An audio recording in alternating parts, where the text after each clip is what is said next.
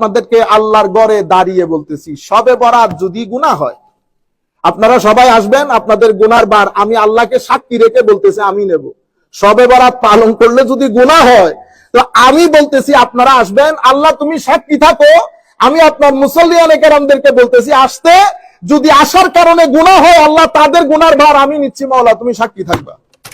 সম্মানিত উপস্থিতি, শবে বরাত এটা যদি আপনি কোরআন সুন্নতের মধ্যে খুঁজতে যান, এটা আপনি পাবেন না। শবে বরাত কেমনে পাবেন আপনি? শবে বরাত এটা পার্সিয়ান শব্দ, পার্সিয়ান এবং আরবিক দুই শব্দের combination of both. If you try to find it out in Quran and Sunnah, you'll never find it out in Quran and Sunnah. Because Shab Barat is a term used in the subcontinent of Asia, especially Bangladesh, India, Pakistan, Sri Lanka. If you go to the Arab countries, they call it Laylatun Nisfa min Sha'ban. Laylatun Nisfa min Sha'ban. আচ্ছা, এর পরবর্তীতে যেমন আমরা একটা কথা বলি না, আমরা হালুয়া রুটি বানাই, হ্যাঁ, we make হালুয়া রুটি on the night of Shab Barat. মনে রাখবেন, আমরা শবে বরাতে হালুয়া রুটি করি, বাংলাদেশ, ইন্ডিয়া, পাকিস্তান। হালুয়া রুটি has nothing to do with Quran and Sunnah.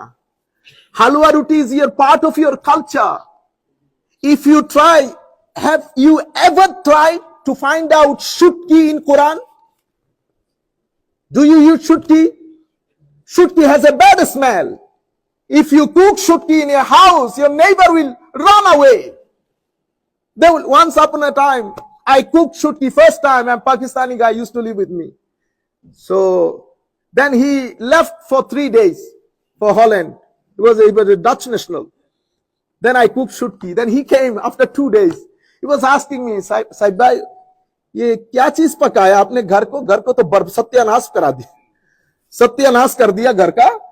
तो अब দেখেন এখন তো আপনি শুটকি খুঁজতে যাবেন,